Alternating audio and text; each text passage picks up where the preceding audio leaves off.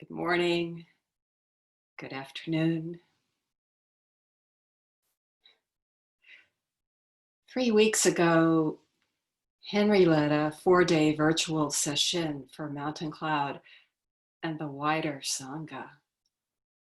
The momentum from that deeply shared practice and everything since continues. If you weren't at the June session, no matter. The momentum is now. All right now. We're immersed in it, plunging into continuous practice, already soaked, plunging. Dogen quotes a saying. Just a second. Find it here. The true Dharma body is like the empty sky. It manifests forms responding to conditions, just like the moon reflected in the water, reflecting each thing just as it is, fully immersed, one boundlessness. Our practice across space and time zones calls to mind the image of Indra's net. Each one here, a gem shining, alone, whole, complete. Each gem reflecting every other gem, a vast web of interconnection.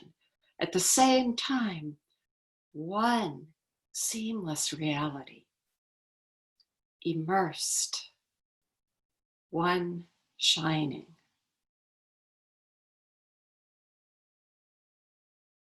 Also shining in this infinitely interconnected web.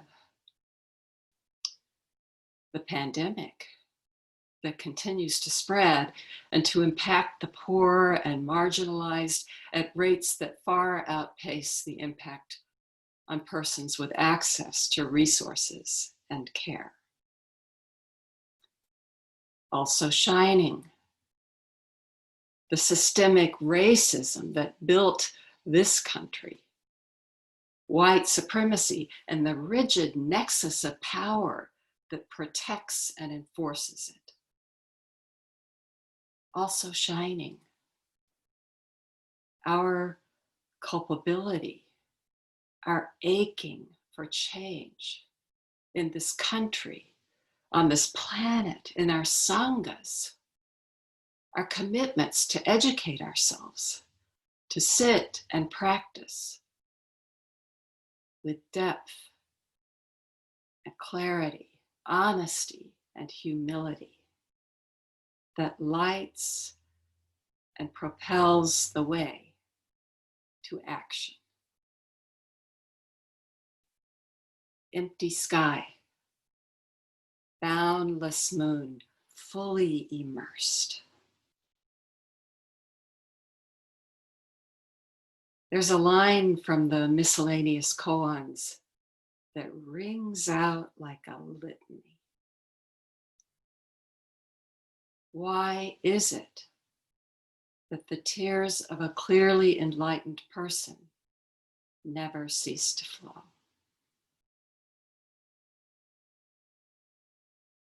Don't be hooked or misled by the phrase clearly enlightened. This is about you, your true nature, you exactly as you are. Another of the miscellaneous koans fleshes it out. The koan starts, at the bottom of the Sea of Isa, 10,000 feet down, lies a single stone. I wish to pick up that stone, without wetting my hands. There's a story Roshi has shared freely, generously, about his father presenting him with this koan when he was young, still at home. And Roshi says he dove down and he comes up with this stone and says, "But Father, my hands are wet." Yamada Kon says, "Really?"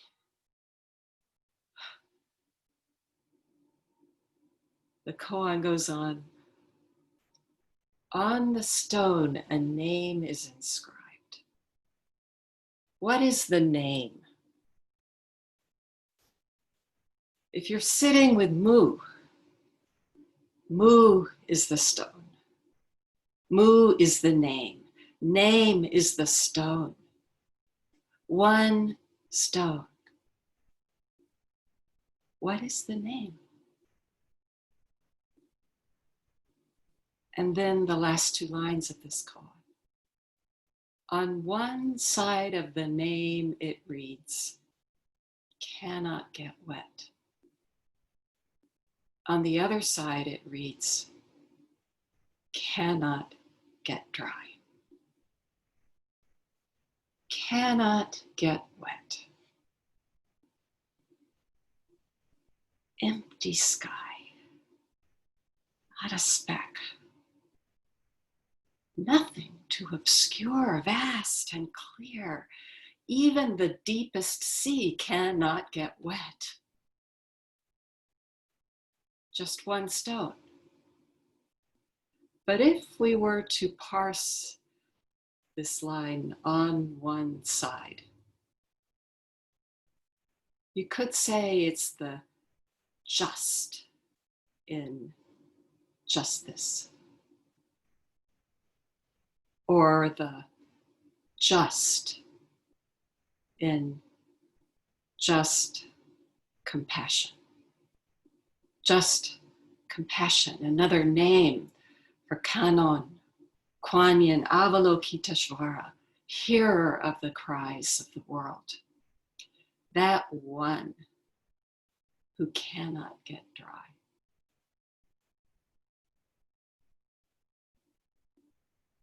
Why is it the tears of a clearly enlightened person never cease to flow?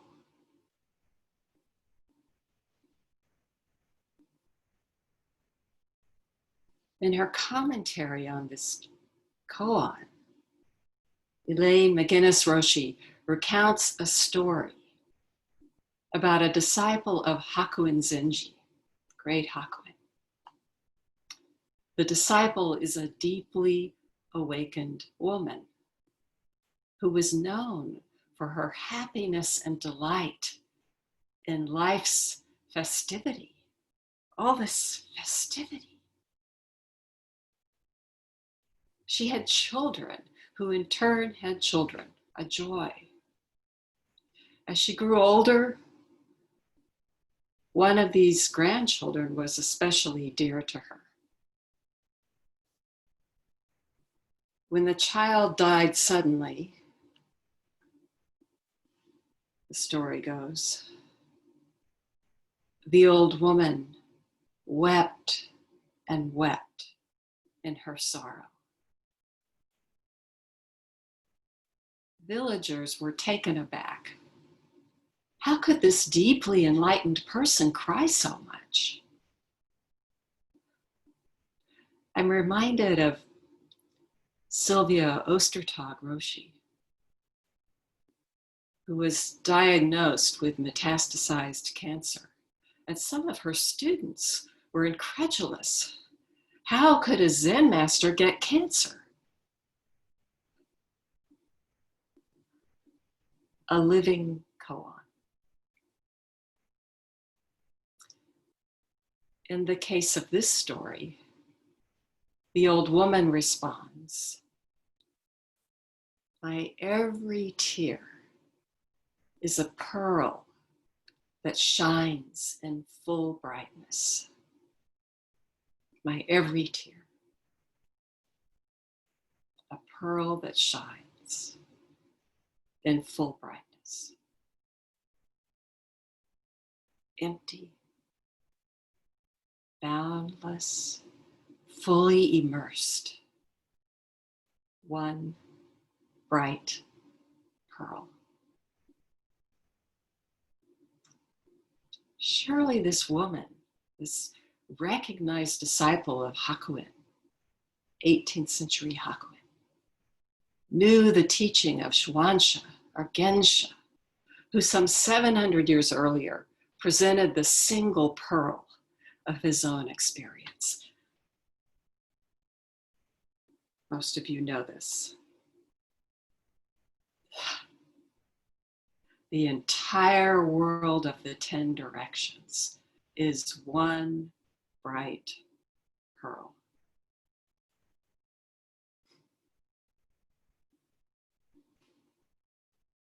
Dogen certainly knew this. He devoted a whole chapter of his Shobogenzo, now a very famous chapter, to this teaching. One bright pearl. So if you've read Henry's book, you know the bones of Gensha's story. He grew up poor and illiterate in a family of fishers.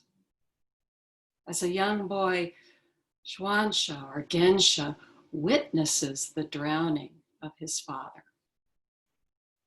He felt his own helplessness in the face of it.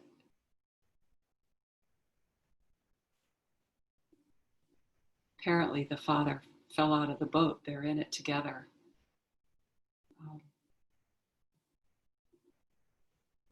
Fishermen in that time, was common that they couldn't swim.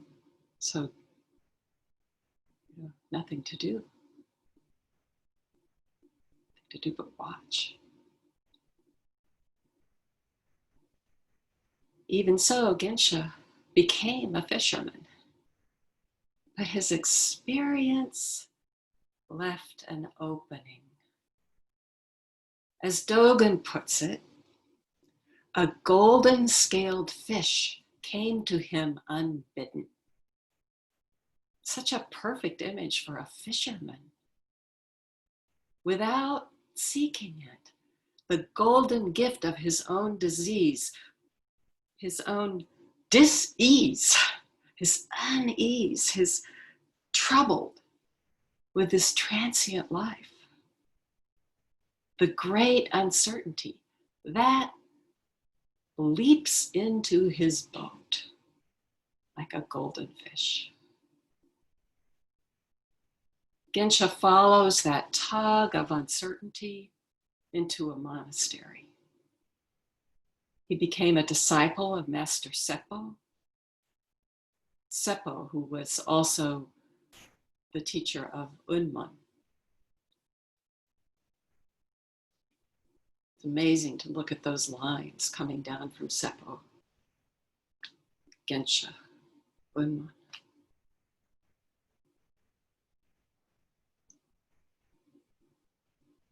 After some time with Seppo, Gensha sets off on pilgrimage, as was the custom, to hone his eye. Different tellings of history, the story suggests different levels of his experience when he takes off on this journey. But at any rate, time for pilgrimage. So the night before he leaves, there's a ceremony with Seppa, and early the next morning, he heads off down the mountain. Walking along in his sandals, Gensha hits his toe on a rock and just splits it open. Every telling mentions the blood. Blood gushes out. In sharp pain, Gensha suddenly has a realization. I don't have a body. Where is this pain coming from?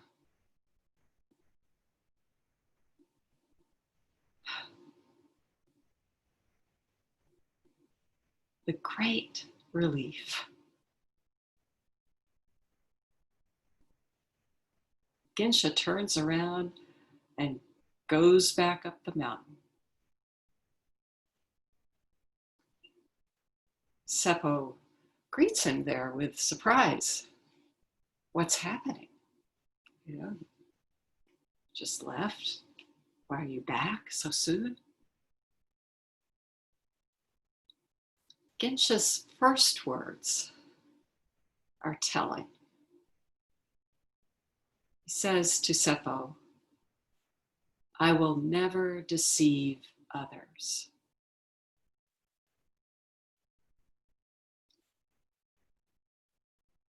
In that sourceless pain, everything is laid bare, fully exposed. Nothing to obscure, nothing to defend. There is no other, no one here, nothing at all. Clear and bare, the honest fact of who he is, of who you are.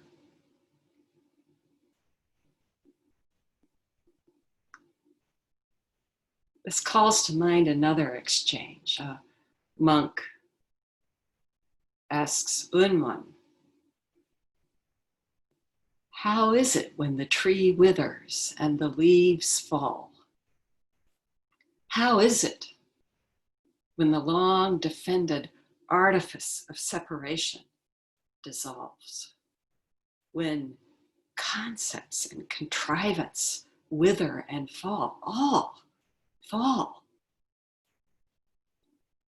Unman responds, complete exposure of the golden wind.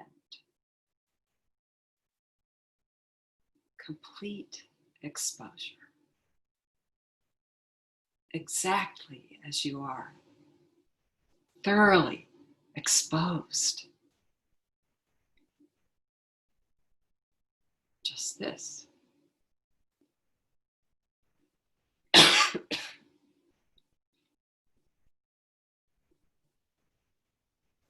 This is the world, the real world Gensha presents in the line that became his core teaching.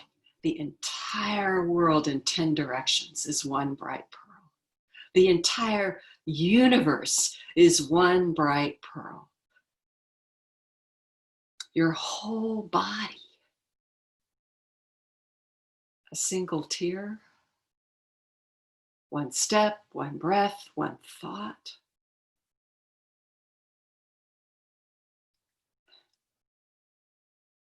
Timeless, now, boundless, here. This entire. Master Keizan in the Denkoroku, or Transmission of Light, describes this reality as a wish-fulfilling pearl treasure. This collection of Teishos in his Teisho, it's case 14, he says, if you put this pearl beside you when you are ill, the illness is cured. If you wear this pearl when you are worried, the worry will dissipate on its own. Using this pearl, he goes on, one also manifests supernatural powers and magical transformations. All treasures appear from this pearl, no matter how much it is used. It is inexhaustible.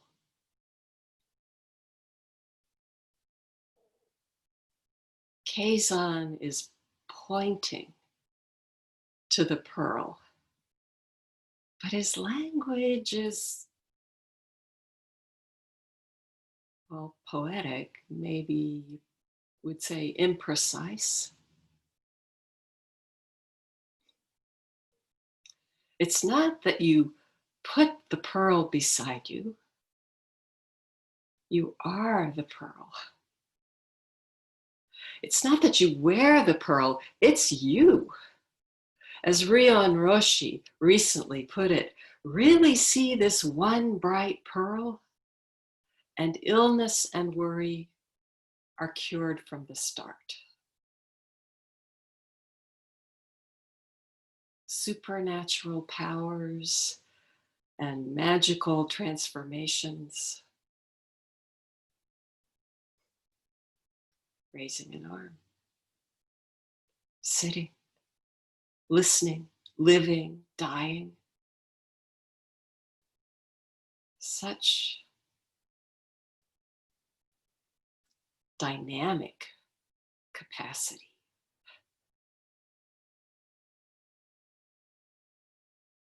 Dogen writes of this pearl, when the entire body is the entire body, there is no hindrance. It is gently curved and turns round and round.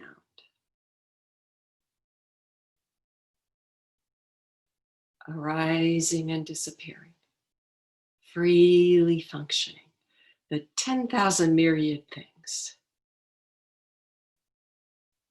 including the COVID virus, systemic racism, white fragility, protest, practice.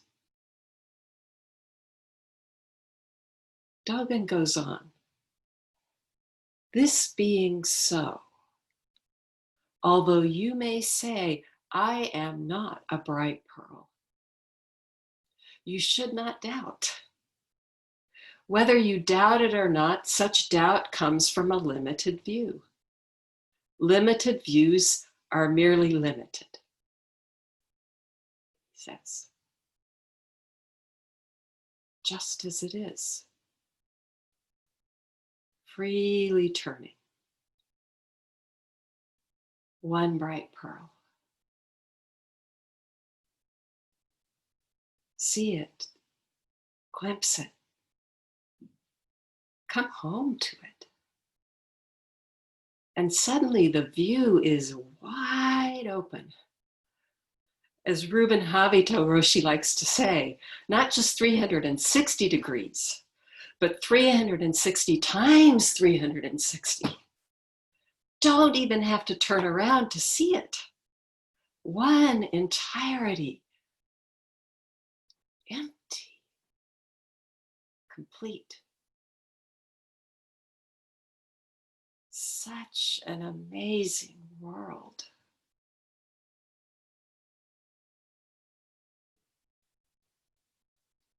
And yet,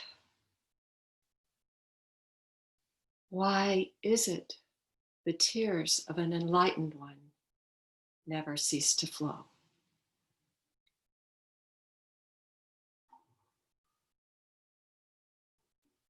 That wonderful why. So I'd like to share briefly a bit of an experience in case it might be helpful. If not, like anything in a Teisho, just let it go. Just a wash of words.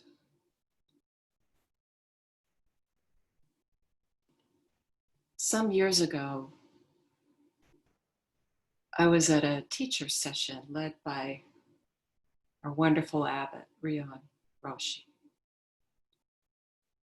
Toward the end, the Roshi gave Teisho, last full day Teisho, presenting this world of total transparency so clearly and intimately.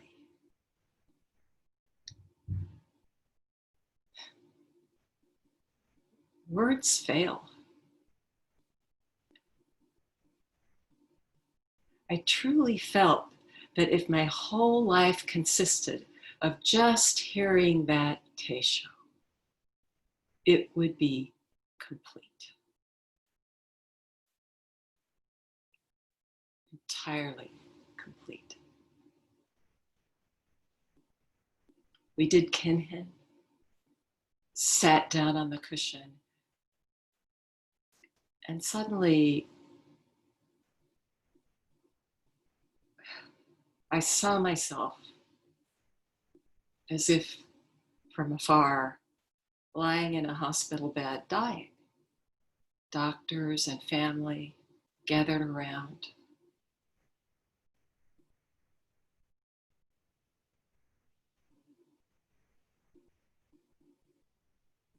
I was gone, disappeared. The rest of the morning was a combination of total absorption, nothing to absorb, just invisible, not even, just gone. This absorption and wonder, this translucent world, sitting, moving, nothing at all. And then lunch was a feast, passing dishes, tasting food, no one doing anything. After lunch, all this freedom and energy, back to the room. What to do? Take a shower. And then the fun thought, what will it be like to take a shower without a body? I got ready, turned on the water, stepped in. Suddenly, the vast, empty space, the one vista, was filled with all the suffering of the world. Enveloped, immersed, just all of it, all at once. The pain, rape, famine, climate disaster, homelessness, forced migration, war, bombs falling, oppression.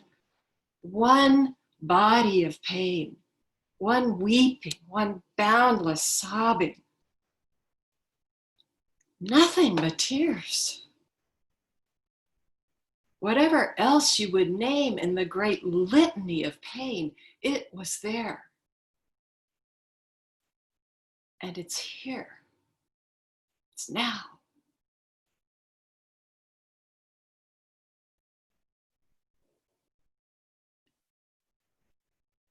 When this finally subsided, the experience of the day unfolded.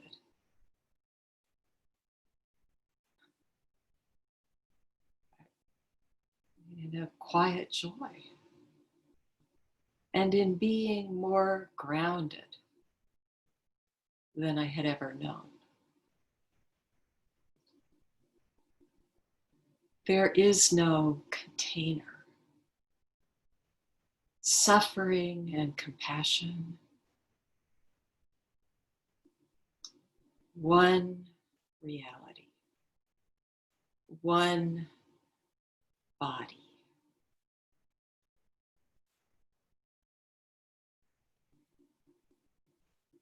The same can be said, has to be said, for gifts and responsibilities, perfectly corresponding.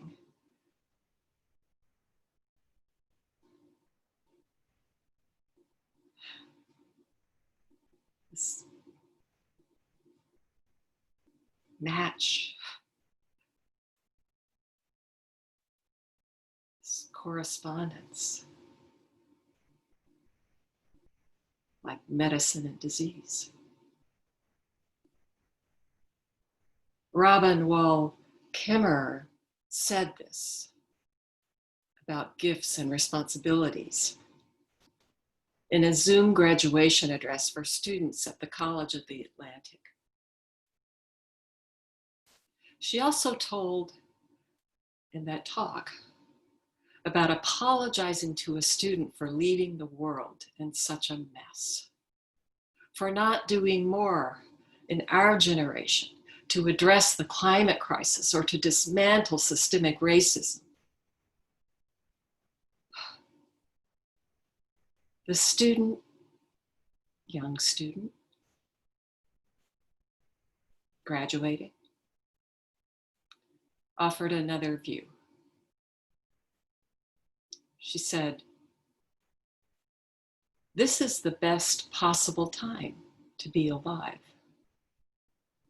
Climate crisis, extinction, social injustice. When everything hangs in the balance, everything I do matters. My life matters. What better time to be alive?" She said.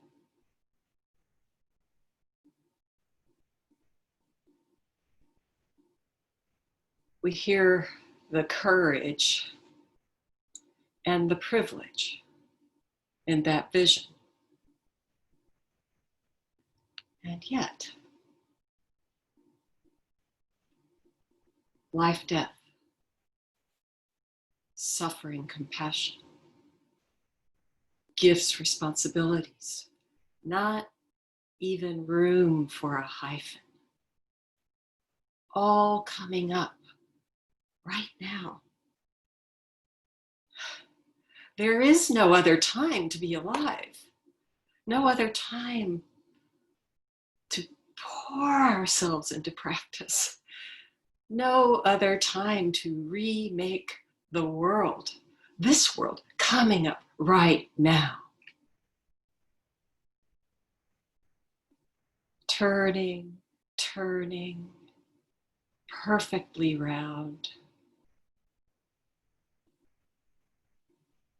There's work to be done on our cushions and off.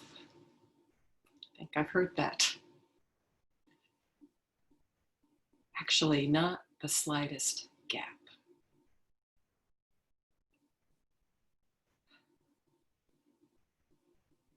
So let us continue to explore and to offer ourselves with empty hands.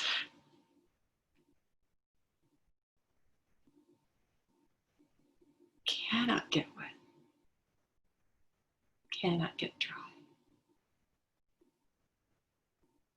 Undefended, unobscured.